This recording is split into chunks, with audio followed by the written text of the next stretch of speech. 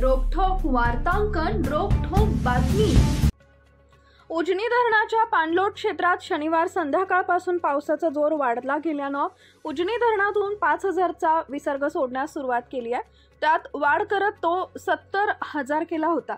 त्यातच वीर धरणातून 32,663चा विसर्ग चालू होता। त्यामुळे भीमेला पूर येऊन पंढरपुरातील बरीच मंदिरं पाण्याखाली गेली होती। भीमा नदीवर असणारे बंधारे पूर्ण पाण्याखाली गेले होते, परंतु त्यात बुधवार सकाळपासून घट होण्यास सुरुवात झालेली आहे। दौंडचा येणारा विसर्गामध्ये सातत्याने घट होऊ लागल्यामुळे उजनीतून भीमा नदीत सोडण्यात येणारा विसर्ग मध्ये 10,000 कपात करण्यात येते आहे। तो सध्याला 40,000 केलाय। परिणामी सकाळी नदीपात्रात 70,000 वरून 20,000 केला, त्या आणखी कपात करून तो 40,000 करण्यात आलाय। उजनी धरणाच्या वरील बाजूला असलेल्या इतर धरणाच्या पाणलोट क्षेत्रात पावसाचं प्रमाण कमी असल्यानं दौंड येथून किंवा बंड गार्डन येथून येणाऱ्या पाण्यात झालेली वाढ कमी होत गेल्यानं येणारा विसर्ग कमी झाला।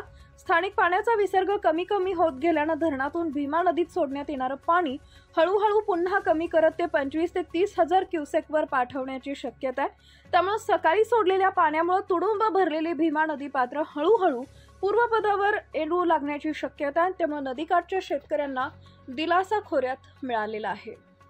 महाराष्ट्रातील महत्त्वाच्या आणि ताज्या बातम्या पाहण्यासाठी आमच्या जय हो न्यूज चॅनलला सबस्क्राइब करा आणि बेल आयकॉन प्रेस करा।